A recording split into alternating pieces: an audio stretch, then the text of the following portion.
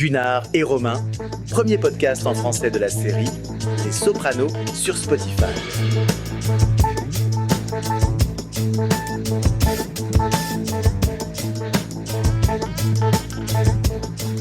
Bonjour à tous et bienvenue. Vous êtes sur le podcast de la famille Soprano, le podcast familial qui débriefe la grande série familiale des Sopranos. Alors aujourd'hui, on va débriefer l'épisode numéro 2 avec Romain. L'épisode numéro 2 qui s'appelle Le clan Soprano en français, mais je préfère la version originale qui est 46 Long. Le plan de l'épisode, ça va être d'un peu mieux comprendre la hiérarchie de la famille professionnelle de Tony Soprano. Parce que sur l'épisode numéro 1, il y a eu beaucoup de personnages. Et aussi, on va s'attarder sur ce qui oppresse le plus Tony Soprano. Est-ce que c'est sa vie familiale ou est-ce que c'est sa vie professionnelle ? Donc, premier épisode, donc on commence au QG, au Bing, dans les sous-sols du Bing ou dans la pièce de derrière du Bing, où là, ça compte les bifetons, clairement. Ils sont en train de regarder la télé, où il y a un ancien mafieux qui explique pourquoi la mafia, c'est plus ce que c'était, pourquoi il y a une espèce de vague où les mafieux sont plus vraiment loyaux, en fait, ils sont prêts à un peu tout pour sauver leurs fesses, pour en prendre le moins possible au tribunal, pour réduire les peines de prison. Et bon, ils sont tous vraiment outrés, hein, à ce moment-là. Tony est assez énervé avec son élastique qui tire sur la télé. Mais évidemment, c'est très mal vu, hein, de faire l'indique contre sa famille. Il parle d'Omerta, qui a la promesse justement de jamais parler de ce qui se passe dans la famille à qui que ce soit.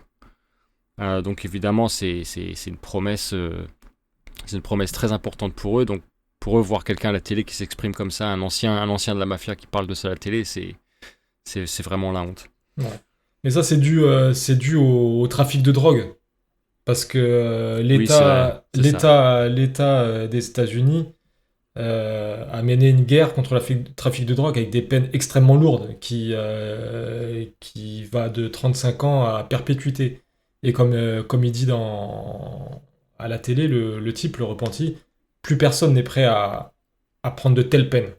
Voilà, les mecs, avant, ils prenaient 10, 20 ans, max. Et là c'est beaucoup plus. Et plus personne n'est prêt à ça. Sur cette première scène, je voulais revenir dessus. C'est le seul épisode qui commence sans le générique. C'est vraiment le seul épisode de la saga qui commence sans le générique. Et je voulais revenir sur ça aussi. C'est le second épisode, cet épisode-là. Il a été tourné 10 mois après le pilote. 10 mois après le pilote, et on est en juin 98. Vraiment, moi de dire ça, ça me rend fou. Parce qu'en juin 98, on était en pleine Coupe du Monde en France de foot. Et tu vois, je fais le parallèle et je me dis, mais c'était il y a une éternité. Et ça semble assez loin, ouais. Ça semble assez loin. C'est vrai que le temps passe super vite. Et ouais, par rapport à ce début d'épisode, c'est vrai que c'est... Moi, tu vois, quand je l'ai regardé il y a 2-3 jours, là, c'est vrai que ce début d'épisode, là, tu sais, là où ça coupe avec Silvio au moment du générique, là, ça fait froid dans le dos, tu vois, c'est génial. Ce moment-là est extraordinaire. Quand il fait l'imitation d'Al Pacino. Ouais, c'est un truc de fou. Cette coupure du générique, là, bon, c'est génial. Mais ce qui est bien, c'est bien dans cette scène, c'est qu'on voit vraiment tous les fidèles de Tony. On voit, comme le titre en français, c'est vraiment le clan Soprano. Tu vois Chris qui est en train de faire son sport. Sa muscu. Pussy qui lit son journal. Voilà, exactement. Tu vois Paulie. On voit le vrai Paulie quand il sort une vanne que personne rit. Et en fait, il pense que personne l'a compris, donc il la répète à Silvio. Mais c'est toujours pas drôle. Ouais, Silvio, il s'en fout. C'est exactement les persos comme on va les voir un peu dans toute la série. Ouais, c'est ça. C'est une belle première image de certains personnages. J'aime beaucoup, Voilà. ce début d'épisode. Et tu vois, et tu vois, dans cette scène, on voit pas vraiment la hiérarchie. On voit pas vraiment la différence entre Tony et tous les autres. Même si c'est Tony, c'est le capitaine de la bande. Oui, On sent, une- on sent, on sent, on sent, on sent, on sent la proximité encore entre eux, tu vois, sans hiérarchie. ouais, c'est ce que j'allais dire. C'est vrai que là, il est pas encore vraiment dans le rôle du le boss de la famille Ouais, Soprano. Donc, il est encore assez cool. Il est beaucoup moins tendu que dans les épisodes qui vont arriver. Et ça, exactement. ouais, il est plus uni, je pense, avec son équipe à ce moment-là.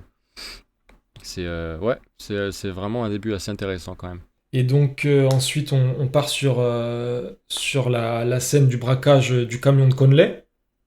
On retrouve Chris. On retrouve Chris. Et Chris, il est accompagné de Brandon Filone. Brandon Filone, c'est un pote à lui. Et il se charge de braquer un camion qui appartient plus ou moins à Junior. Ouais, pas de chance. L'un des camions, effectivement, fait partie du business du junior. Donc, en fait, de ce que j'en comprends, c'est ce business, enfin, le patron du business de camion, en fait, il paye Junior pour sa protection. Donc, à ce moment-là, quand, C'est ça, quand, c'est quand ça. Chris et Brandon s'en prennent à ce camion-là, ça tourne très très mal. Mais Brandon, moi, je l'aime pas, ce mec. Je sais pas si ça te le fait, mais lui, je sais pas, je l'aime pas. Lui, c'est pas un personnage que j'aime bien. Je sais pas. Déjà, il a une tête à claque en vrai, tu Ouais, là, vois. une tête à claque, c'est Il ça, a, ouais. il a une tête à claque. Et tu vois, cet affront envers Junior, ça fait sens à ce que disait le repenti, qui avait plus vraiment de respect dans la hiérarchie, tout ça, tu vois. Ouais, c'est ça. Bah, il y a un Et espèce de là, fil et là conducteur dans l'épisode, ouais. voilà, exactement. On est dans la pleine démonstration qu'on est sur la dernière génération de mafia, ouais. Parce que plus personne ne respecte la hiérarchie et plus Ouais. personne n'est prêt à respecter l'omerta. C'est ça. Après, faut se remettre dans le contexte. Ces mecs, tu vois, comme Christopher et Brendan, en vrai, euh, ils roulent vraiment pas sur l'or, tu vois. C'est vraiment la dèche, en fait. Euh, Bah ouais, ils font les petits boulots et à mon avis, pour rentrer dans la famille, il faut vraiment faire ses preuves et je suis pas sûr qu'ils fassent ce qu'il faille vraiment pour y rentrer. Après, ce braquage-là, personnellement, je pense qu'ils étaient vraiment pas au courant pour le coup, du coup. Que, que Ouais, ça tu faisait. crois? Ouais, je pense que là, c'était vraiment une erreur de planning, quoi, tu vois. C'était pas, je pense que c'était Ok. pas prévu comme ça, quoi. Donc voilà, ils volent un camion complet rempli de lecteurs DVD. Donc voilà, vraiment, on parle d'une autre époque. Ah ouais, les DVD, ouais, c'était le début en plus, tu vois, 98. Ben ouais, c'est ça, hein, c'était la mode, hein. Lecteur DVD, les gens, tu sais, commençaient à en avoir un peu dans les maisons, genre vers les années 2000 et quelques, tu vois. Ouais, genre même ouais, 2002, peut-être comme ça, Donc, hein. il fallait déjà avoir un peu de sous, déjà, tu vois, pour se payer un DVD à l'époque, c'est pas mal, quoi. Avec le son laser, Exactement. machin, je sais pas quoi, là, qu'ils disent dans l'épisode, tu Oh vois. là là. C'était, ouais. C'était vraiment une autre époque. Ah ouais, ouais, carrément. Et donc, du coup, oui, donc évidemment, ils ordonnent au chauffeur du camion de sortir du camion. Et le chauffeur du camion refuse que Chris et son partenaire s'emparent de la cargaison sans le frapper, parce que sinon il va être accusé d'avoir participé au vol. Et du coup, c'est Brendan qui va lui mettre un gros coup de poing. Ils vont un peu le lyncher, lui faire un peu de mal. C'est sa demande hein, au conducteur de toute façon, pour qu'il puisse garder son emploi. Exactement. Ensuite, on est sur, Après le euh, camion. sur, euh, sur une, euh, sur une scène à la maison des Sopranos, ou le château des Sopranos, on peut dire, parce que c'est très très très belle maison. Euh, Il y a Eiji qui dit à sa mère que son prof s'est fait voler sa voiture. Il se fait voler sa voiture et elle demande plus ou moins à Tony de s'en occuper pour la récupérer.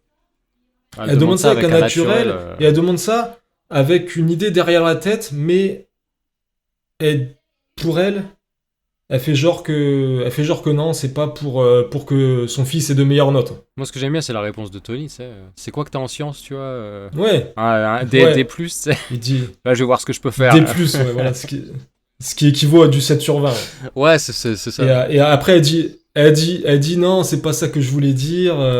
Ouais, mais ça veut tout dire et rien dire, tu vois. S'il veut, mais voilà. Elle sait très bien où elle veut amener Bien Tony et ce que. C'est une espèce de pudeur bizarre en fait. Je sais pas. En fait, elle lui demande ça comme si elle lui demandait d'aller acheter une baguette de pain, tu vois. C'est un calme. Ouais, ça me fait rigoler cette scène. C'est un peu de l'hypocrisie encore de Carmela. C'est typique avec elle de toute façon.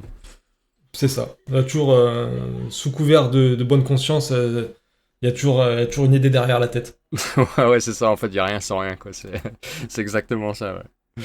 C'est ça. Donc voilà, Tony il va devoir s'occuper de ça. On les retrouve tous au Bing ensuite. Oui. Donc du coup, Brendan et Christopher qui vont délivrer la cargaison de DVD au Bing, à l'arrière du Bing. Mhm. Et là, évidemment, bon, Tony va prendre son petit lecteur DVD. Bien sûr.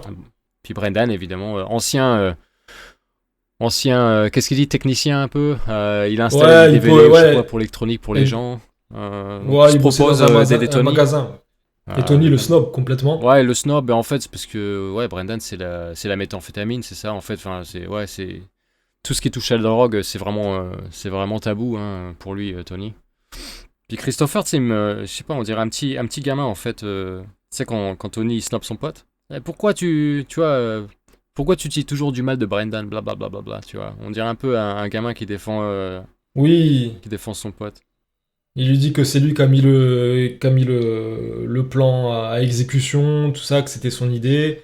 Il essaie de vendre son pote, mais cette histoire de drogue, c'est juste pas possible pour Tony. Ouais, non, c'est. Après, ça se comprend aussi, parce que vu les risques, c'est vraiment des risques pas nécessaires. Exact. En fait, ramener tout ce qui touche à la drogue dans un business de mafieux, c'est très très mauvais. Là, tu fais tomber tout le monde, tout le monde prend cher. Et puis quand t'as quelqu'un qui est addict, et tout, c'est toujours très mal vu. En fait, si le gars il peut pas se passer de drogue, pour eux ça veut dire ça veut dire que c'est vraiment un gars qui peut s'asseoir à table avec n'importe qui et tout sortir devant la police ou. Ouais, un mec pas stable, quoi. Psychologiquement, exactement, physiquement, voilà. Ouais, c'est pas stable du tout. Ouais. Donc voilà, il prend son DVD, ouais. Ouais, il prend son DVD, il lui arrache des mains d'ailleurs. Ouais, je crois qu'il lui arrache des mains parce que ça le saoule de parler de son pote là, ça saoule Tony, donc il lui arrache les DVD de les mains et puis on se retrouve au Bing. Ouais. Encore une fois. On découvre Georgie. Georgie, quel personnage. Putain, je l'adore ce mec. Je sais pas, il joue son rôle à la perfection. Alors Georgie, c'est le barman du Bing. Voilà, il est toujours derrière le bar. Et là, pour le coup, le Bing vient de recevoir un nouveau système téléphonique. Et visiblement, il galère. Il galère vraiment avec ce nouveau système. Il galère à taper les numéros. Il galère à passer les appels sur un autre poste. C'est très drôle la manière dont il appuie sur les touches et tout, tu vois, c'est vraiment un gars à l'ancienne. Ouais, il appuie comme un vieux, quoi. Exactement. Mais la scène est très drôle. De toute façon, c'est une scène très marrante. Je sais pas, c'est quoi, c'est Georgie qui dit à Tony, t'es en train de recevoir, il y a un appel pour toi. Oui, il y a Serge. Passe-le-moi. Passe-le-moi, en fait, il raccroche et après il appuie sur transférer, mais sauf qu'il a déjà raccroché. Donc ce qui a le nom d'agacer en fait, c'est la réaction de Tony, tu vois. Il le regarde, mais il a envie de le tabasser. Non, parce qu'en fait, tu vois, je me mets à la place de Tony, tu vois. Si cet appel est important, évidemment c'est important, c'est sûr, c'est Tony Soprano. Je te dis, le mec au bout du fil qui t'a appelé, il pense que maintenant t'as raccroché. Tu sais, il peut se passer plein de trucs dans la tête de la personne qui a appelé. Ouais, il va dire, bien sûr. Peut-être Tony, tu sais, il est pas content, vas-y, qu'est-ce que j'ai fait, machin, tu vois. Puis en fait, un petit truc de rien du tout comme ça, en fait, ça peut monter très vite. Il peut avoir plein d'interprétations pour le gars qui s'est fait raccrocher au nez. Ouais, le mec, il doit se dire, putain, il est en train de m'envoyer me faire foutre, tu vois, machin, tu vois, ouais, ça peut mal finir. Donc voilà, le coup de téléphone est manqué. il en profite pour appeler sa mère parce que dans l'épisode d'avant, elle lui avait dit que Artie téléphonait tous les jours à sa mère et Tony, tu vois, qui s'efforce de le faire, de passer son appel quotidien à sa mère pour faire le bon fils. Il appelle donc Livia. Livia est voilà, en train de faire cuire des champignons et voilà, elle parle à Tony et elle se fait distraire par une factrice qui dépose un colis devant chez sa voisine. Mais vu que la factrice est noire, elle se dit qu'est-ce qu'elle est en train de bricoler. Vraiment, tu vois vraiment dans cette scène que en fait, elle est suspicieuse juste parce que la factrice est afro-américaine. Ouais, c'est ça. Et donc, elle se laisse distraire par ça et scène un peu comique ou pas, ses champignons brûlent. Voilà. Et donc, pendant ce temps-là, Tony entend tout. Il entend sa mère paniquer.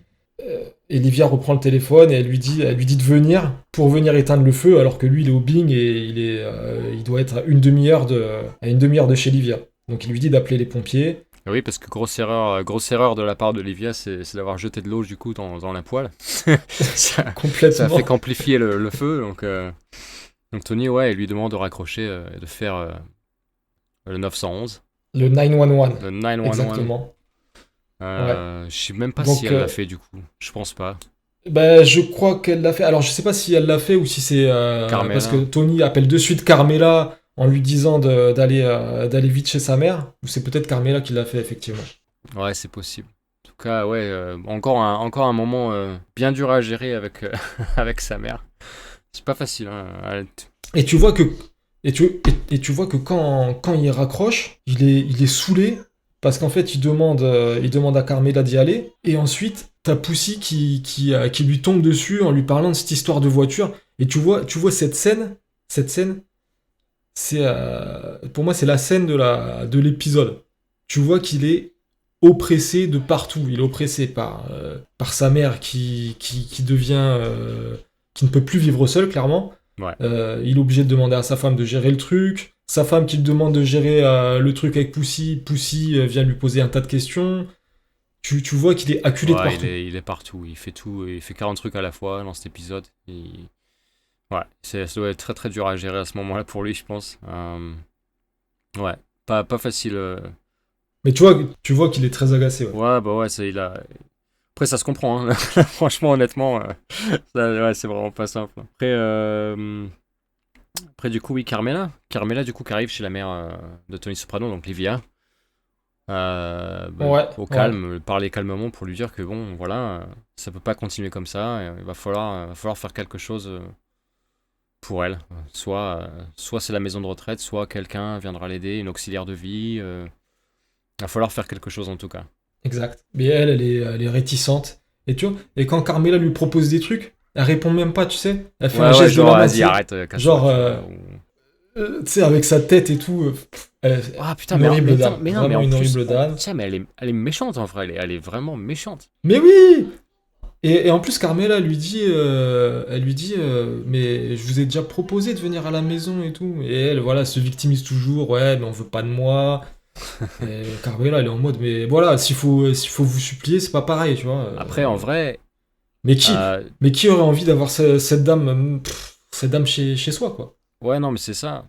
Mais Carmela et Tony, ils veulent, en réalité, tu vois, évidemment, ils veulent pas Livia chez eux, c'est clair et net. C'est clair et net. Ouais. D'ailleurs, ils poussent la responsabilité, en fait, de l'un à l'autre. Parce que je crois que Tony va dire, c'est ma femme qui veut pas. Puis Carmela, et j'accepte ça ouais, voilà, c'est ça, ouais. Ils rejettent un peu la faute l'un sur l'autre par rapport à ça. Exactement. Mais ça les arrange bien, ouais. De pas élucider le truc. Tu vois, j'ai pensé, imagine Livia, elle accepte à ce moment-là, tu vois. T'imagines ça, comment Tony il pèterait un câble. Mais il pèterait un câble. Elle est ingérable. Elle est ingérable. Non, mais je me demande si elle prend pas plaisir, en fait, même à faire chier le monde.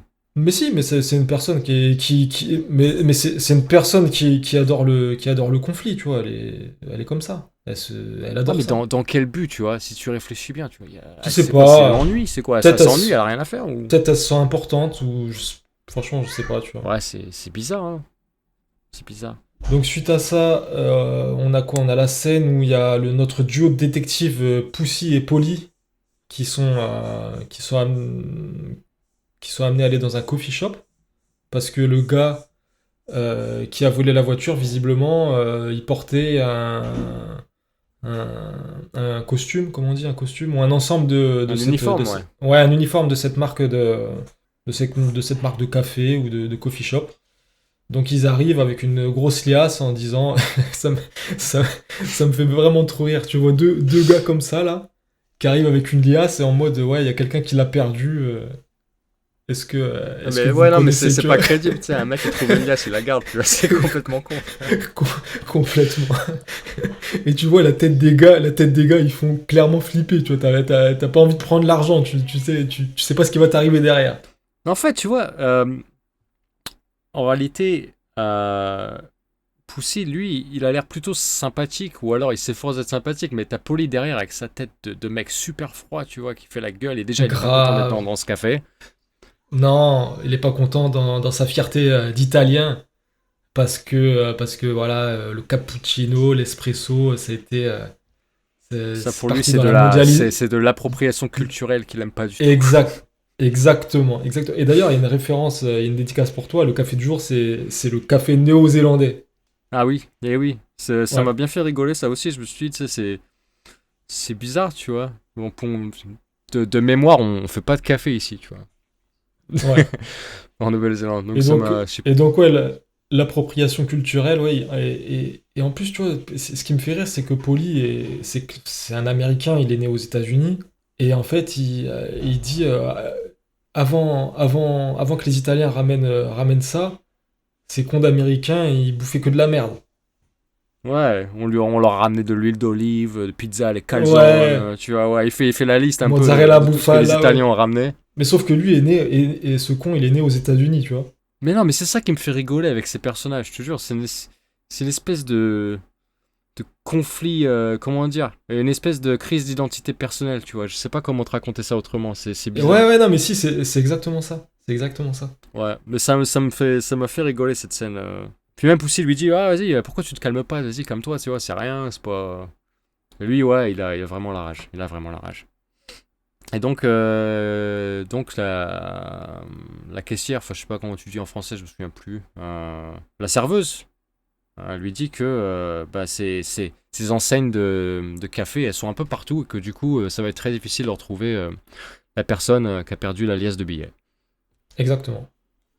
Donc Voilà, voilà, ils sont repartis dans leur enquête. exactement. Donc ça va pas, on va suivre un peu le filon de cette histoire au fur et à mesure de l'épisode. Après ça, on a Tony qui va visiter le docteur Melfi, voilà, pour Ouais, discuter un peu de ce qui est en train de se passer dans son actualité à lui.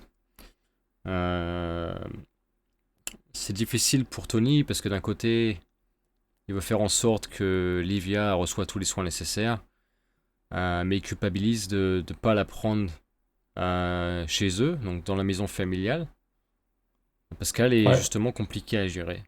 Euh, et ça va pas être facile. Et d'ailleurs, il va dire à Melfi que c'est Carmela qui veut pas de la mère de Tony chez eux. Et c'est là où je disais, hein, ils se rejettent un peu la faute de l'un à l'autre, en fait, parce que je pense, autant l'un que l'autre, en fait, je pense qu'ils veulent pas Livia chez eux, quoi qu'il arrive. Non, non, mais aucun des deux. Et tu vois, il culpabilise, mais après, Melfi, elle lui dit, mais c'est une personne, que sa mère est une personne problématique, et elle lui demande de citer un souvenir positif qu'il a avec sa mère. En fait, on se rend compte qu'il en a pas du tout, il cherche, le seul le souvenir positif en enfance qu'il a avec elle, c'est qu'il s'était moqué de son père qui était tombé des escaliers. Voilà. Donc, et ouais, c'est pas drôle du tout. Et même lui, il se rend compte que ce qu'il vient de dire, c'est absolument n'importe quoi. Et, euh, et, et il dit attention, attention, on parle d'une vieille dame, c'est une bonne personne et tout. Il se rend compte, même il se rend compte qu'il a aucun souvenir positif avec sa mère. Non, mais c'est triste, putain. Mais tu te dis, si ça, c'est le seul truc qui se souvient que ça, c'est un bon moment, mais tu te dis, le reste, qu'est-ce que c'est, quoi. Putain, c'est terrible. C'est terrible. Ouais. C'est vraiment Mais c'est vraiment malgré une tout, tu horrible vois, il personne. essaye quand même de défendre Défendre sa mère, après, je sais pas c'est quoi sa logique à ce moment-là. Non, sa logique, c'est qu'en fait, lui, en tant que fils, il doit se charger de tout ça, c'est son rôle, c'est sa responsabilité, et c'est un peu de l'ego aussi, tu vois. C'est un peu de l'ego et du paraître par rapport aux autres. Pour qui il va passer s'il s'occupe pas de sa mère et tout ça et tout ça. Ouais. Mais ouais, c'est vraiment pas facile. Ouais, ce moment-là.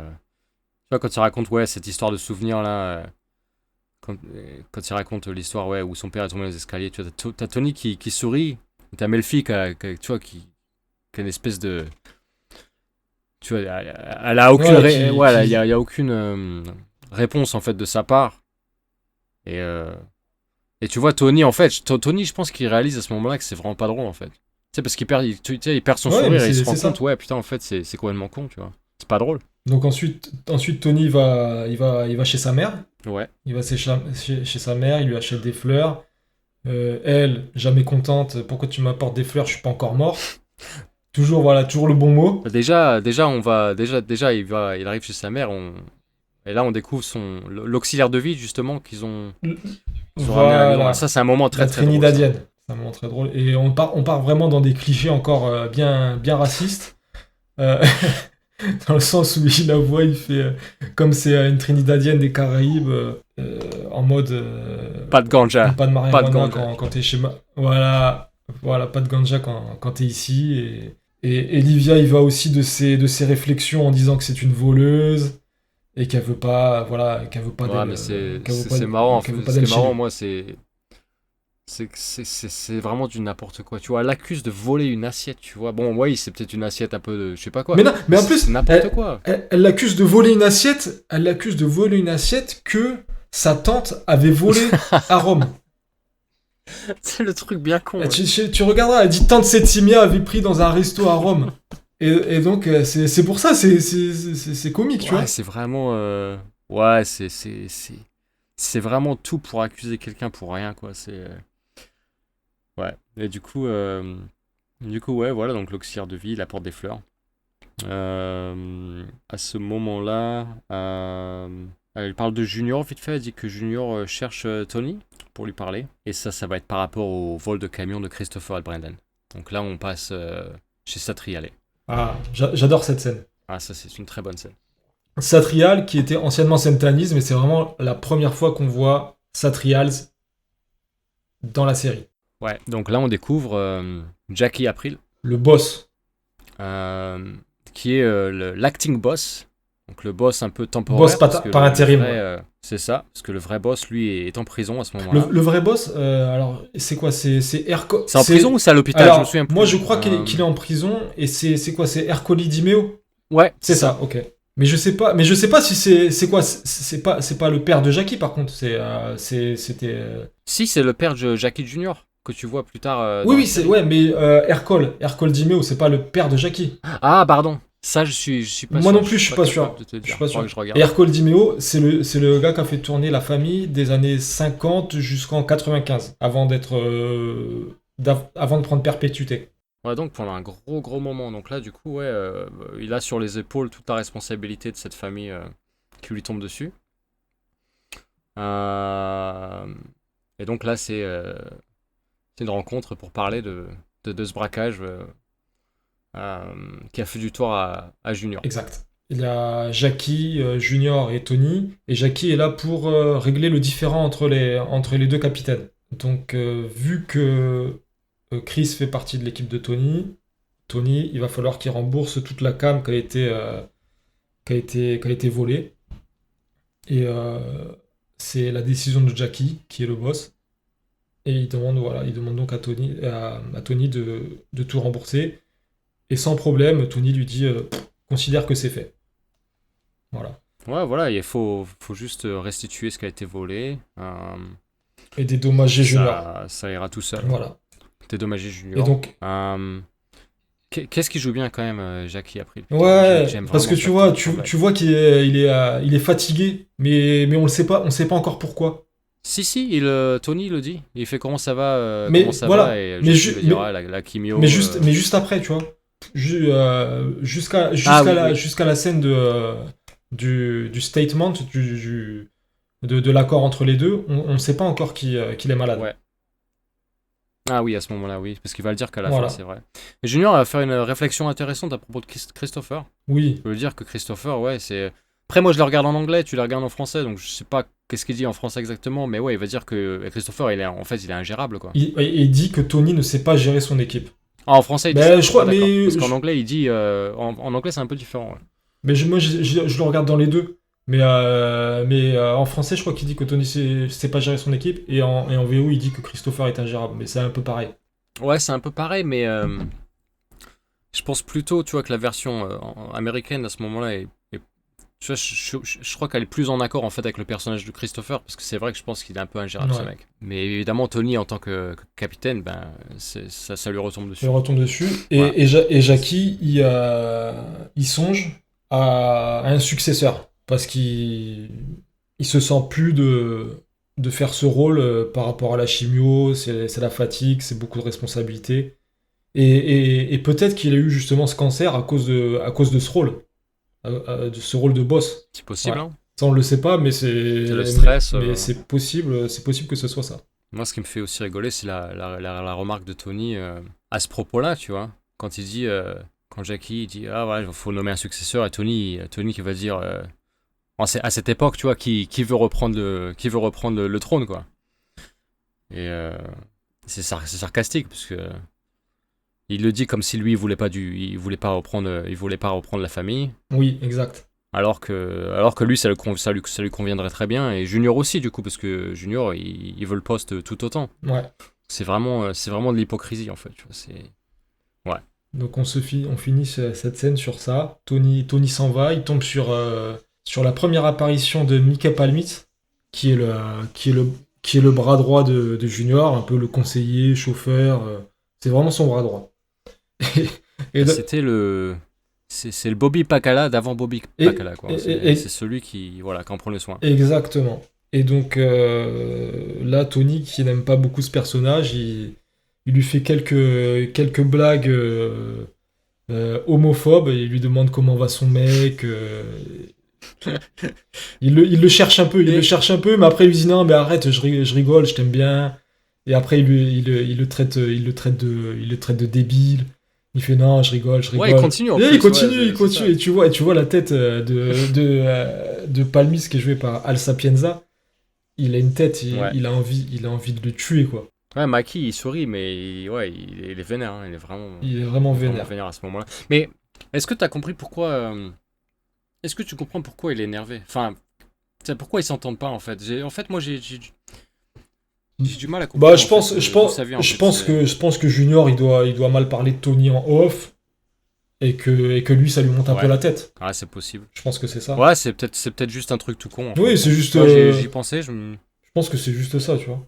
Et puis l'histoire des. C'est vrai qu'on est un peu lâché dans le milieu de l'histoire. Et l'histoire du camion Conley, ça a pas dû arranger parce que Junior devait être furieux. Ah ouais, mais carrément, c'est sûr.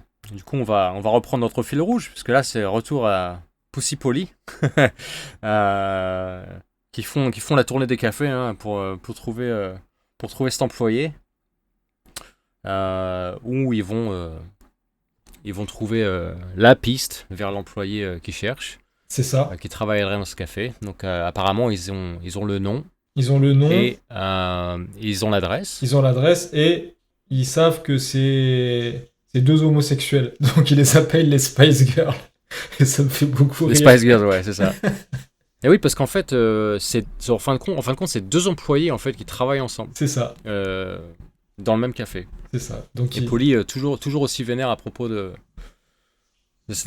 l'appropriation culturelle du café. Oui, ils veulent qui va chourer une cafetière. Une cafetière italienne, ouais. C'est un acte de résistance un peu, tu vois. Ouais, c'est ça, ouais, c'est la résistance un peu chelou, tu vois. Mais qu'est-ce qu'il est marrant, Polly, putain, mais peu importe ce qu'il fait, moi, je sais pas. Polly, moi, vraiment, c'est mon perso préféré. On le voit pas beaucoup encore dans ses premiers épisodes, mais vraiment, moi, il me fait mourir de rire. D'ailleurs, petite anecdote par rapport à Polly, tu vois. Oui. Son personnage et l'acteur. Tony Sirico. C'est ça, Tony Sirico. Et apparemment, tu vois, tout le monde part au maquillage le matin avant l'épisode. Tout le monde. Oui. Mais lui, non. Lui, il refuse qu'on le Lui, touche. il fait sa coupe. Il refuse qu'on lui touche les cheveux. Apparemment, ça se passe très mal si tu lui touches ses cheveux. Donc, s'il tourne un épisode à 8h du matin, lui, il se lève à 3h du mat. Et je crois qu'il passe 2 heures sur sa coupe de cheveux. Et Ouais, tu non, sais, il a une façon de mettre le gel. Tu sais, il met pas le gel directement sur les cheveux. En fait, il prend une bombe de gel. Et il fait une espèce de nuage de gel dans son salon. Tu vois, le truc. Ouais. Truc infâme. Et en fait, il attend que le gel tombe sur sa chevelure. Tu vois. Tu sais, il est maniaque de ouf par rapport à ses cheveux. Et je trouve que ça va bien avec son personnage qui joue en réalité dans Les Sopranos. Tu vois. Il est assez proche de. Je pense qu'il est assez proche de certains trucs. Mais sa coupe de cheveux, et c'est du jamais vu. Je sais pas comment on appelle ça. Ça doit être genre. Je crois que j'avais vu, c'était des ailettes. C'était ses cheveux dorés sur les côtés. Ouais, c'est ça. C'est... Des ailes blanches. Ouais, des ailes blanches. Et Tony Sirico, c'est un gars qui a fait plus jeune de la prison et tout, parce qu'il était un peu... Alors, je sais pas s'il faisait vraiment partie du crime organisé, mais... Alors ça, je vais te dire, c'est très intéressant. Alors lui, pour se faire des thunes, ce qu'il avait trouvé, c'est que il allait dans les bars et les restos qui tournaient bien. Ouais. Et en fait, il provoquait les clients jusqu'à provoquer des bagarres, tu vois. Ok. Et le patron va le voir et va dire putain, arrête de faire ça, t'es chiant, tous mes clients s'en vont. Il dit bah si tu veux que je parte, faut me payer. Tu me donnes des thunes. Ah, incroyable. Oh, le bagarreur et tout, tu vois. Ah ouais, putain, il est ouf. Donc le grand Tony Sirico qui nous a quittés il y a 2 ou 3 ans, il y a 2 ans je crois. Putain, ça passe vite. Ouais, ça, de fou. Ça passe super vite. Donc voilà. Ça fait bizarre hein, de dire qu'ils commencent tous à partir un par un là. Poli dans la postérité. Ouais. Donc suite. Paix à son âme. Ouais, paix à son âme. Suite de l'épisode. Alors il y a Carmela qui va chez Livia. Et quand elle arrive, il y a l'aide, l'auxiliaire de vie qui s'en va en partant, en gueulant, en mode ah c'est pas possible et tout. Donc Carmela elle demande à Livia mais qu'est-ce qui s'est passé? Et elle dit oh c'est noir, tu peux rien leur dire. Voilà, c'est du grand Livia. Voilà, je lui ai dit un truc, elle a dû la. Je crois qu'on a une bonne idée. Je pense qu'on a une bonne idée de ce qu'elle ouais, bien sûr. Mais vraiment horrible. Donc l'aide, l'auxiliaire de vie s'en va. Et donc voilà, il y a plus personne.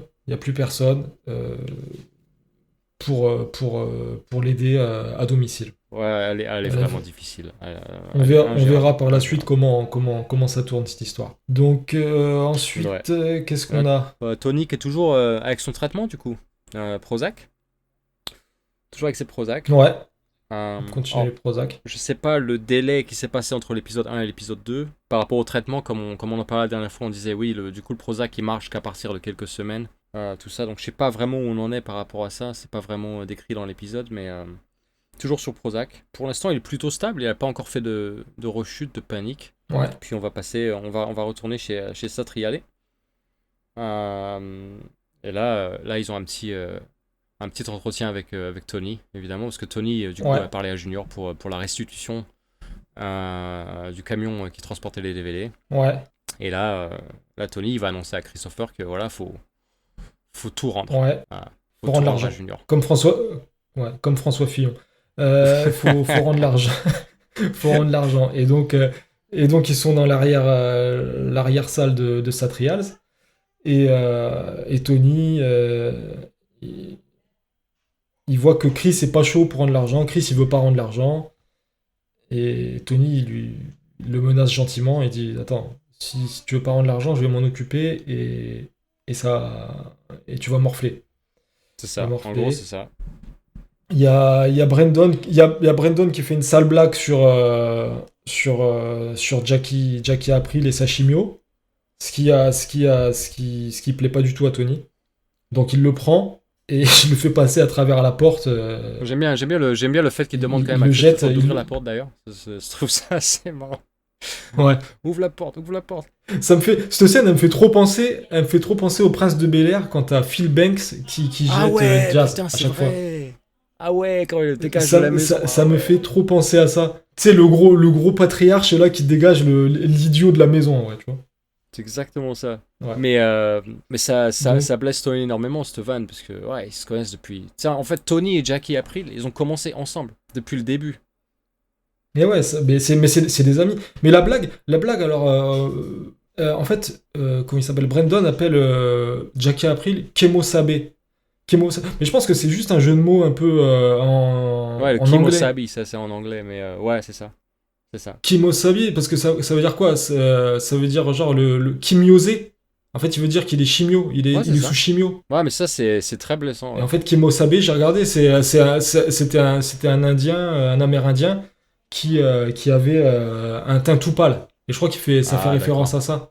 Le fait qu'il soit sous chimio et tout pâle. Ça peut être ça, ouais. Ça, c'est peut-être d'ailleurs ça. Faudra que je regarde, c'est vrai, en plus, je me suis pas vraiment attardé là-dessus, mais c'est possible. Donc voilà, Tony il explique qu'il va essayer de négocier pour eux, qu'il va essayer de négocier un deal à 10 000. Mais sauf que voilà, Tony il va rien négocier du tout. Il va dire à Junior, je te donne 10 et c'est tout. Et lui, il va se garder 5. En fait. Il semble plein les fouilles. C'est comme ça que ça se passe. Il prend ça comme. Et d'ailleurs, Brandon et Christopher, ils vont en parler. Ils vont dire à la fin, on sera déjà heureux si on gagne 500 balles, tu vois. Si on a 500 balles, on sera content. C'est ça, je disais, ouais, c'est vraiment la dèche en fait quand t'es en bas de l'échelle. Parce que tu galères et putain, t'arrives jamais à avoir de sous, quoi. C'est vraiment difficile. Et Tony, quand même, qui va dire à Christopher qu'il a quand même un problème avec. Tu vois qu'il a une réputation pour être immature. Oui, c'est assez immature, important. Ouais, exactement. C'est compliqué pour Christopher parce que lui, il a toujours ce problème de reconnaissance de machin, de truc. Mais il fait. Tu vois, tout ce qu'il fait, en fait, ça lui porte préjudice. Ouais, parce qu'en même temps, après, il fait un peu n'importe quoi. C'est ça. Donc, il va demander si Tony a parlé. Il respecte pas forcément. A parlé de lui à Jackie. De lui à Jackie, ouais. Et ils acceptent plus. Il lui dit qu'ils acceptent pas de nouveaux membres dans la famille. Donc ensuite, on retrouve qui? On retrouve Pussy et Polly, qui sont toujours à la recherche de la fameuse Saturne. Et tu vois, et pareil, cette scène, elle me fait penser à dans Pulp Fiction. Ouais, j'allais justement te le dire, putain, ouais, c'est avec Jules Jules et comment c'était son prénom? Et Vicent Vega. Ah, Vincent, c'est ça, Vincent Vega. Ouais. Ouais, c'est ça. Et ça rappelle vraiment cette scène, ouais. Et tu vois, et donc ils sont tous les deux dans les couloirs, pam, ils entrent, ils entrent de force. Et tu vois, et pareil, tu vois, il y a le gars, l'homosexuel qui est sur le canapé exactement comme dans la scène de Pulp Fiction. Ah ouais. Putain, j'avais pas fait le lien en plus, mais t'as trop raison. Et en revoyant et tout, je me suis dit, mais on se croirait vraiment dans les trucs des tueurs à gages. Et dans cette scène, tu vois, il y a un acteur qui après a fait plutôt une bonne carrière, c'est Mike Epps. Je sais pas si tu te souviens, ouais. Nous qui avons regardé Oh Hi plusieurs fois quand on était jeunes, si. Tu sais, c'était le Mac, lui. Ouais. Et il a eu plusieurs bons rôles aussi. Il a fait pas mal de trucs après. Ouais, il a eu une belle carrière en vrai, ce Mike Epps. Ah, mais il y en a plein comme ça dans cette série qui ont vraiment décollé après. Hein. Ouais, de fou. Mais moi j'aime bien comment il toque à la porte. En fait. Oui, ça m'a bien fait rigoler. C'est Polly, il est trop drôle. Il raconte n'importe quoi, il sort des mots qui n'existent pas, il tousse, Shabala Kabbalah, tu sais, il commence à tousser, je sais pas quoi. Ah, c'est trop drôle. C'était une scène drôle. Donc du coup ils vont leur demander où est la voiture. Exact. Donc ils partent. C'est la scène d'après, ça quand ils partent à la casse tout de suite. Exactement, c'est direct après. Ouais, donc ils partent à la casse où ils trouvent la voiture complètement broyée. Désossée, ouais. Mais les plaques ont été mises sur un nouveau véhicule. Ouais, donc la voiture, elle est irrécupérable. Ah ouais, non, là, elle est complètement explosée. Donc là, il n'en reste plus rien. On n'a plus rien à faire. Donc Polly... Non, pas Polly. Pussy va demander à l'un de ces gars-là d'aller voler une autre voiture. Ouais. Pendant que son collègue va chercher les plaques dans la casse. C'est ça. Ils pourront mettre les plaques de l'ancienne voiture du professeur sur une voiture volée. Sur une autre Saturn. Ouais. Donc l'histoire est en passe d'être résolue pour le duo de détectives. Enfin, parce que d'après ce que dit Pussy, ça fait une semaine quand même. Ouais, et puis Pussy, ça le gave parce qu'en fait, c'est quoi cette mission de merde? Ça lui donne rien en vrai. Mais grave, ça le fait chier plus qu'autre chose. Et il se dit, moi je suis qui pour faire ça en vrai, tu vois, c'est un petit boulot. Il n'y a pas d'argent à gagner, il y a rien du tout. Donc Donc il est content de se débarrasser de ce dossier. Et ouais, là, je le comprends. Hein. Je le comprends. Bon. Là, on repart sur... C'était Livia? Ouais, la scène... Là où Livia... Ouais, la scène suivante, c'est Livia qui fait la malheureuse marche avant au lieu de faire une marche arrière. Oh putain, ouais. C'est pas drôle, c'est pas drôle, mais le gag de la marche avant au lieu de faire une marche arrière, ça me fait tout le temps rire. Non, cette scène, elle est marrante, en vrai. Non, c'est triste pour la personne qui s'est fait choper par la voiture, mais c'est quand même assez drôle, je crois. Ça m'a bien fait rigoler. Ouais, et du coup, oui, en fait, elle devient de plus en plus... En français, c'est quoi? C'est sénile? Ouais, sénile, c'est ça. Sénile ou... Ouais, sénile, ouais. Elle a plus la tête où il faut, quoi. Elle devient de plus en plus... de moins en moins indépendante, en fait. Exactement. Et tout ce qu'elle fait, ça part en cata. Donc c'est là où la scène suivante, ça nous amène chez Melfi, où Tony parle de cet accident. Et Melfi, elle lui dit que en fait, Green Grove c'est très bien et que il faut vendre Green Grove à Livia en lui disant que c'est une nouvelle expérience, ça va être positif et qu'il y a des super personnes là-bas, c'est des personnes inspirées et inspirantes. Et que ça sera un nouveau chapitre. C'est un hôtel à Cap d'Antibes. Ouais, voilà, exactement. c'est exactement ça. Donc il faut vendre le produit à Livia le mieux possible.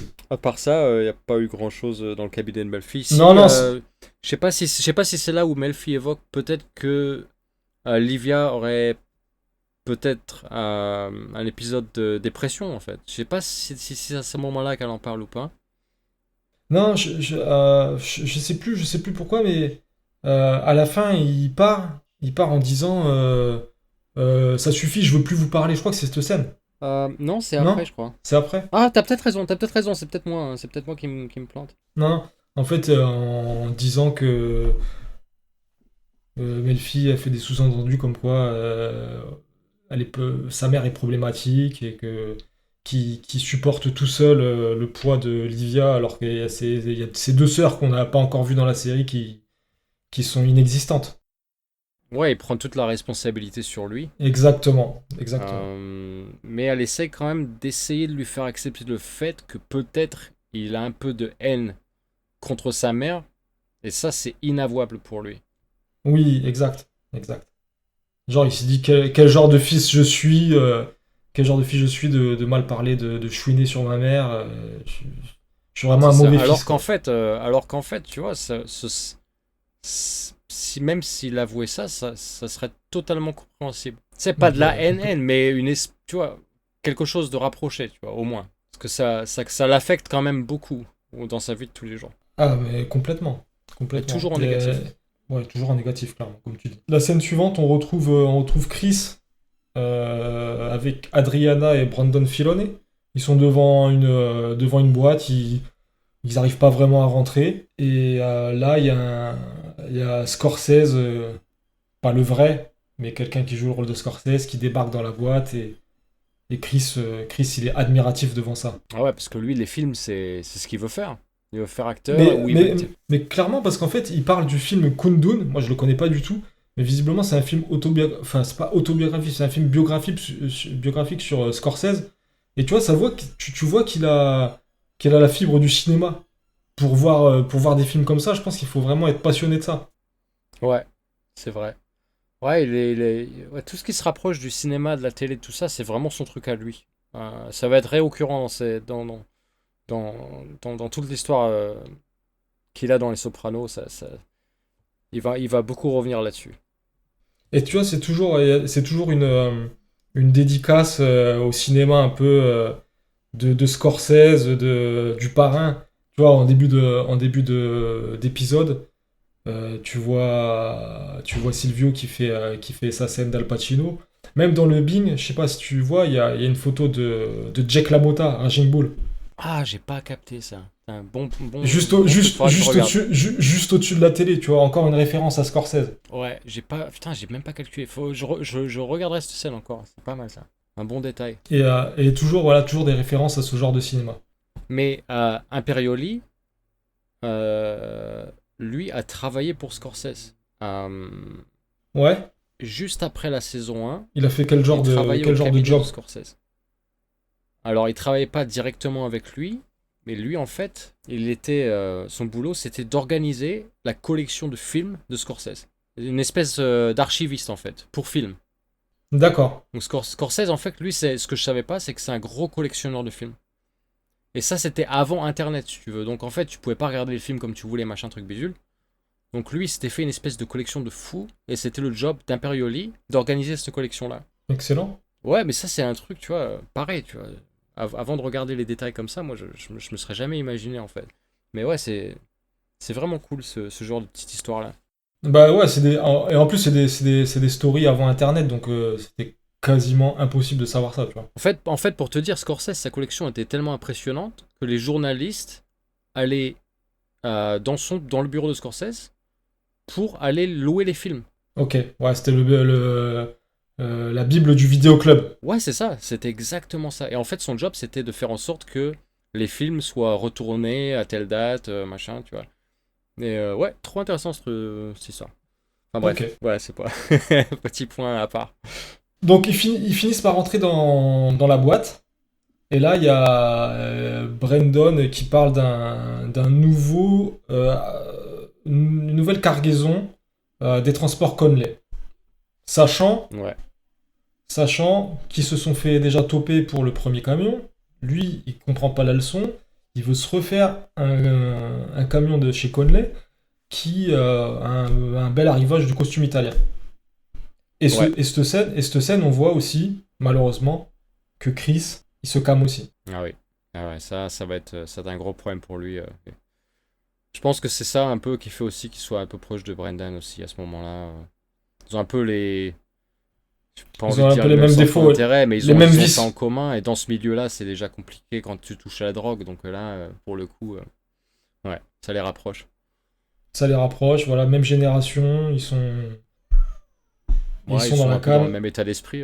Donc voilà, ils sont en train d'échafauder leur plan.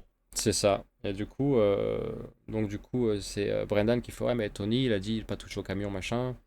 T'as Christopher qui va dire ah, Tony, il va se faire foutre, tu vois, machin. Ouais, fuck Tony. Mais en fait, je pense que c'est son orgueil qui a été touché en fait quand ils étaient au bureau avec Tony à Satriale. Tu vois, quand il lui Ouais, a dit tu vois, ils acceptent pas de nouveaux membres. Je pense que ça, en fait, ça l'a. Je pense que c'est ça qui l'a saoulé, en fait. ouais. Et le fait qu'ils lui disent qu'il soit immature aussi. Donc là, Tony repart chez Livia pour lui vendre l'idée que voilà, il est temps de passer à autre chose. Elle peut pas Ouais, vivre toute seule. Ça peut pas continuer comme ça. Elle peut pas aller chez Tony et Carmela, donc il va falloir partir à Green Grove. c'est ça. Dans cette community, comment il dit en français? En Communauté. anglais, il dit retirement community. C'est ça, ouais. Voilà, Euh, il essaie de prendre les bons mots pour. Ouais, il veut vraiment pas dire maison de retraite, quoi, tu vois, parce que là, Non, il il y a sait les que mots interdits. ça va mal finir. Ouais, c'est ça. Ouais, il fait vraiment, vraiment attention. En fait, Et là, il il reprend reprend, toutes les infos Wed Melfi, ouais. et il reprend tous les mots de Melfi, qu'il connaît des personnes inspirantes et inspirées qui vont de ce Ouais, mais en genre fait, Tony lui dit ça en d'endroit. lui gueulant dessus, en fait. C'est ça la différence. Ouais.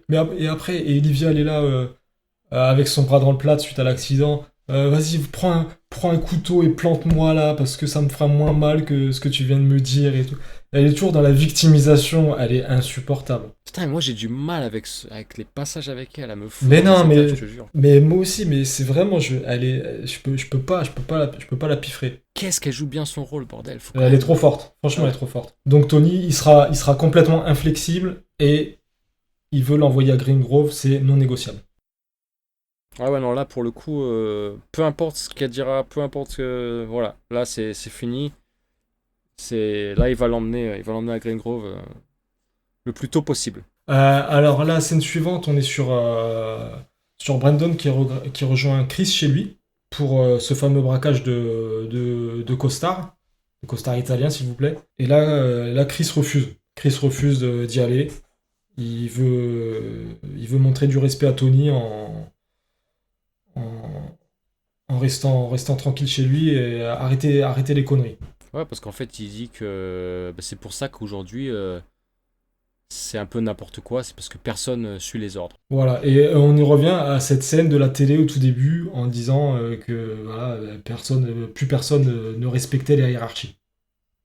C'est un peu aussi le fil conducteur de l'épisode. Ouais, c'est vrai, bah, c'est bon, on revient toujours à cette interview de la télé au tout début. Donc Brandon, il repart tout seul et il va faire son coup tout seul. Ouais, donc lui, il va prendre d'autres gars avec lui pour le coup, pour aller faire ce braquage, ce nouveau braquage de camion. En plein jour d'ailleurs, j'ai trouvé ça un peu bizarre. Je crois que c'était tôt le matin, mais il fait jour quand même. Un peu risqué. Ouais, alors ça, ouais, j'ai pas bien compris sur. Alors il partait peut-être à 6h, mais peut-être qu'il arrivait plus tard dans la journée, je sais pas. Ouais, mais du coup, un peu le même procédé. Donc il va demander au conducteur de s'arrêter d'arrêter le camion, pardon. Je sais pas si c'est Brandon qui lâche son arme, qui fait tomber son arme ou. Non, alors c'est le mec Dans la qui s'appelle cabine, voilà, c'est spécial. ça, c'est vrai. C'est le mec dans la cabine qui prend le. Mais tu sais que cet acteur, il s'appelle J.D. Williams. Ouais. Et il a eu des gros rôles dans deux séries. Dans Oz. Dans Oz, il a fait 4 saisons en tant que Kenny Wrangler. Ok. Je sais pas si tu te souviens. Je sais pas si tu l'as regardé. Oz, j'ai regardé j'ai pas fait tous les épisodes. J'ai regardé des épisodes comme ça vite fait, mais. Donc lui, il a joué 4 saisons. Et il a joué, son plus gros rôle, ça a été dans The Wire. Ah Je sais d'accord. pas si tu l'as regardé aussi. Ouais. Et il joue Body Brodus. 5 saisons. Il joue 5 saisons et c'est vraiment un super personnage en plus. Ouais, parce que moi, ce que j'avais compris, c'est qu'à ce moment-là, tu vois, quand ils avaient tourné Les Sopranos, de ce que j'avais compris, il était un peu cascadeur, en fait, pour les films. Ok. Et d'ailleurs, Imperioli, il en parlait, il fait la façon dans laquelle il est tombé, tu sais, après ça te fait tirer dessus. La façon dont il tombe, en réalité, c'est plutôt convaincant. Apparemment, tu vois, moi, j'ai jamais vu ça de mes propres yeux, mais mais toi, tu parles du conducteur. Ouais. Ouais, moi, je te parle du gars qui tue le conducteur, justement. Ah, d'accord, je vois. Ok, donc différents personnages. Moi, je pensais que tu parlais du conducteur du camion. Désolé. Et donc, ça finit mal. Ça finit mal. Camion braqué Conley, deuxième fois. Et là, en plus, il y a un chauffeur qui y passe, quoi. Alors là, ça va être terrible pour Junior. Là, Et Junior. Brandon, il se rend compte qu'il est là et c'est vraiment une grosse connerie. Ah ouais, là, il est tout de suite en panique. D'ailleurs, on n'a pas la. Tu vois, je trouve ça aussi bizarre, tu vois. C'est en plein jour, il tue quelqu'un, et tout passe un peu à autre chose, tu vois. Là, tu sais, il n'y a pas les autorités locales qui en parlent ou quoi que ce soit dans cet épisode-là, tu vois. C'est juste des problèmes internes de famille. Enfin bref, c'est du détail. On est sur quoi? Ensuite, on est sur Green Grove, encore? Bah là, on arrive à Green Grove, exactement. Ok. Ouais, donc Tony fait déplacer tous les effets personnels d'Olivia à Green Grove. C'est ça. Et ils vont faire signer les papiers pour que Olivia soit pensionnaire à Green Grove. C'est un moment encore compliqué. Dans cette scène, Livia, elle dit pas un mot et elle a un regard vraiment agressif, agressif de fou sur la directrice de l'établissement. Mais en fait, elle change pas. Je sais même pas si elle cligne des yeux dans la scène. Elle est très, très, très énervée. Et la directrice de l'établissement, elle a l'air super sympa en vrai. Elle lui parle un peu en italien parce que elle pense que ça lui fera plaisir, que Livia serait peut-être un peu plus contente de savoir qu'il y a les gens qui parlent un peu italien autour d'elle dans cet établissement. Mais pareil, ouais, elle reste de marbre, elle dit rien, elle a juste la haine dans les yeux. C'est ça. Donc assez compliqué à gérer encore. Et puis là, du coup, la directrice de l'établissement va recevoir un coup de téléphone. Exact. Qui demande Tony Soprano. Donc là, c'est Uncle Junior qui a traqué Tony jusqu'à Green Grove. Putain, il est quand même assez balèze parce que ça n'a pas dû être facile. Tony qui se fait oppresser jusqu'à la maison de retraite de sa mère. Et Tony refuse de prendre l'appel. Et je le rappellerai. Oui, mais il insiste, machin, il est insistant, truc, c'est très urgent. Il a l'air furieux. Ouais, c'est ça. Et non, il dit non, je le rappellerai. Donc, il est loin de se douter de ce qui vient de se passer, je pense. Ouais, il est loin de se douter. Donc après Tony Carmela, il rentre après avoir déposé Livia, il rentre chez eux. Et Chris appelle Tony et lui demande de le rappeler d'une cabine. Donc Tony le rappelle d'une cabine et il lui dit tu vas être en pétard, mais j'y suis pour rien. Direct, il se dédouane du problème. Ouais, tout de suite. Tout de voilà, suite. Il lui dit que il lui dit parce que voilà, il lui dit j'ai rien à voir là-dedans. Brandon il a braqué un camion il lui dit, tu sais, le chauffeur. Il dit non, je sais pas. Qu'est-ce qu'il a le chauffeur? Et ben voilà. Il a pris une gentille balle. Il a pris une gentille balle et il est mort. C'est vraiment, putain, c'est ouf. Non, mais tu sais, il a vraiment pas de répit, ce mec, je te jure. Non. Et donc, même après Silvio, dans la scène suivante, il lui dit désolé de bousiller ton samedi. Et voilà, il va passer son samedi à essuyer les pots cassés. C'est ça qu'on dit? Ouais, c'est ça, ouais. Va falloir gérer la situation. Donc, ils vont dans un entrepôt. Alors, je sais pas où il est situé, l'entrepôt. J'ai pas. Alors, l'entrepôt, c'est l'entrepôt de Baronnet Sanitation. Ah ouais. C'est tu vois, il y a les camions baronnés tout autour. C'est vrai. Ouais, j'avais. En fait, c'est le métier officiel de Tony, voilà, qui travaille chez Baronnet. Il a son poste fictif là-bas. Alors là, évidemment, Brandon et Christopher attendent l'arrivée de Tony. Christopher assez avec calme. Anxiété. Il est anxieux quand même. Ouais, enfin, je sais pas, ouais, si, c'est un peu quand même. Un peu quand même. Mais Brandon, lui, par contre, il est en panique totale. Lui, il est au bout de sa vie, là, à ce moment-là, je pense. Il est au bout de sa vie, il s'excuse auprès de Tony, il dit qu'il va faire une cure de désintox, que tout ça, c'est à cause de la drogue. Mais Tony lui dit Chris, il lui dit de se taire parce qu'il va lui causer des soucis. Ouais, c'est ça. Il va lui causer des soucis. Et Brandon va quand même dire, ouais, mais Chris avait rien à voir avec ça. Oui, voilà. Mais voilà. Tony, lui, ça l'énerve quand même. Il va dire, ouais, mais est-ce que tu lui as proposé, enfin, pas proposé, pardon. Est-ce que tu lui as offert des conseils, tu vois, voilà, c'est...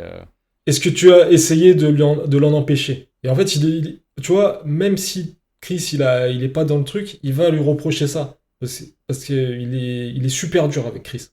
En vrai, Brandon, je pense qu'il aurait dû dire oui, parce que Christopher, en vrai, je pense que ce qu'il lui a dit, tu sais, quand il est passé le chercher au matin, là...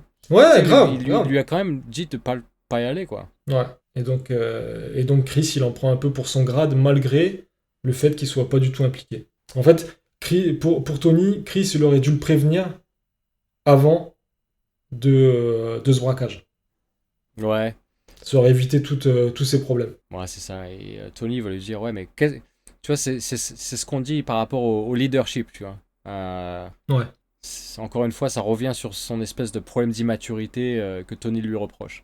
C'est ça. Donc là, donc on voit qu'il y a des portants remplis de costards de luxe. Silvio, il en a déjà un sur lui. il est déjà en train de le porter avant que Tony arrive. C'est ça qui me fait rigoler, tu vois. Et tu vois, et ça fait référence au nom de l'épisode en version originale, 46 Long. C'est ça. En fait, c'est 46 Long, c'est la taille de costard de Tony. Ouais, et gros vautour, quoi, par rapport à ce cargo. C'est ça. Donc tout le monde choisit plus ou moins son petit costard. Et une fois que chacun aura pris son costard, Brandon, il va rendre la cam à Junior. C'est ça. Tony, donc... lui dit de tout rendre le plus vite possible et puis d'appeler Junior quand c'est fini. Ouais. Là on est sur la scène où il y a le professeur Miller qui retrouve sa voiture, sa Saturn sur le parking. Ah, bon moment, ça aussi c'est un moment assez comique. Mais c'est pas vraiment sa Saturn. Voilà, c'est pas vraiment sa voiture. Mais déjà, ce qui me fait rigoler, c'est quand il parle des clés. Tu vois, c'est des clés différentes. Ouais, ils ont même changé les clés et tout. Ouais. Les clés sont différentes. La couleur intérieure, extérieure est différente aussi. Tu vois clairement qu'elle a été repeinte. La peinture est fraîche. Ouais, il en a plein les doigts quand il ouvre le coffre. Et là, il y a AJ qui dit que c'est son oncle Poussy. Il dit, mais c'est quoi cette histoire, tu vois? Après, il dit, ah ouais, le prof, il dit que c'est grâce à son père. C'est qui ça, tu vois? C'est qui ça? Et après, il lui dit que c'est grâce à son père. Son père, c'est un héros. Que c'est un héros. Exactement. Ça, c'est... Le prof... Très fier, le petit. Je pense que le prof doit connaître un peu l'histoire de Tony Soprano. Je pense que... Voilà, il ouais. Ça m'a fait rigoler, cette scène, avec le prof. Ensuite, la scène d'après, on est chez Livia. La maison, elle est vide. Tous les meubles ont été transférés à Green Grove. Et Tony, il a une espèce de nostalgie, ou je sais pas comment on pourrait dire. Il regarde les photos. Ouais. Il regarde les photos, il voit des photos de lui avec sa mère et son père quand il était petit. Et en fait, regarde, je viens de penser à ça. En fait, il se dit qu'elle a tout pris. Elle a tout pris sauf ses photos. Ah ouais. C'est peut-être pour ça qu'il fait un malaise. Bah, il a pas fait de malaise, juste. Enfin, il était presque en train d'en Non, faire. il fait une chute de tension, tu vois. Ouais, il tombe un peu sur la table basse du salon et il Et, parle bien, et quoi. elle doit se dire, en fait, il y a plus rien, elle a tout pris et elle a laissé les photos de famille, tu vois. C'est vrai que symboliquement, c'est fort quand même. Ouais. Ouais, c'est vrai, putain. C'est vrai, quand il pense, J'avais pas pensé à ça, je viens d'y penser, ouais. ça doit faire mal quand même. Ça a dû lui faire mal. Ouais. Il y a beaucoup de personnes Mais qui elle se pensent dit, qu'il y a un lien avec les canards par rapport à ce moment-là. Parce que c'est vrai qu'on en a pas reparlé, mais Non, on va en parler des canards. Ouais. On va en parler. Mais ouais, apparemment, ouais, il y a des gens qui pensent que ça a un lien avec cette histoire-là aussi. C'est un peu.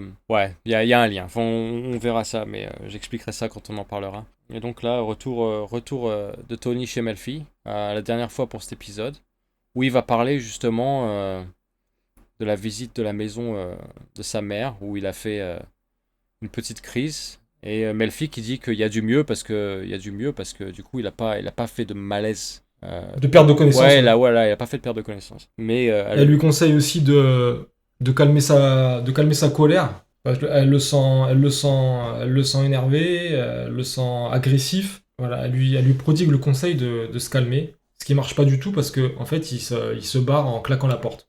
ouais, à ce moment-là, il est vraiment pas content. Mais il a vraiment du mal. Ouais, en fait, pour lui, je pense que ouais, c'est plus facile de partir que d'avouer ce qu'il veut pas avouer, quoi. Ouais, il veut pas admettre, tu vois, qu'il a, qu'il a un peu la haine ou de la colère contre sa mère, malgré tout. C'est ça. Mais Melfi, en fait, son message à elle, en fait, c'est que tant qu'il n'aura pas fait la paix avec ses sentiments, il pourra pas aller de l'avant, en fait. Tant qu'il acceptera pas ses sentiments envers sa mère, ouais, et le fait qu'il n'est pas responsable de tout ça, et le fait qu'il devrait pas avoir toute la responsabilité de ça. C'est ça. C'était dans quelle scène où Tony retourne au Bing et Georgie galère encore avec le téléphone? Et ben c'est la scène finale. C'est la scène finale. Donc c'était la fin suite à cette scène de chez Melfi où elle lui dit de se calmer et de contenir sa colère, tout ça. C'est la scène finale. Il y a Georgie qui est toujours là en train de galérer avec le téléphone.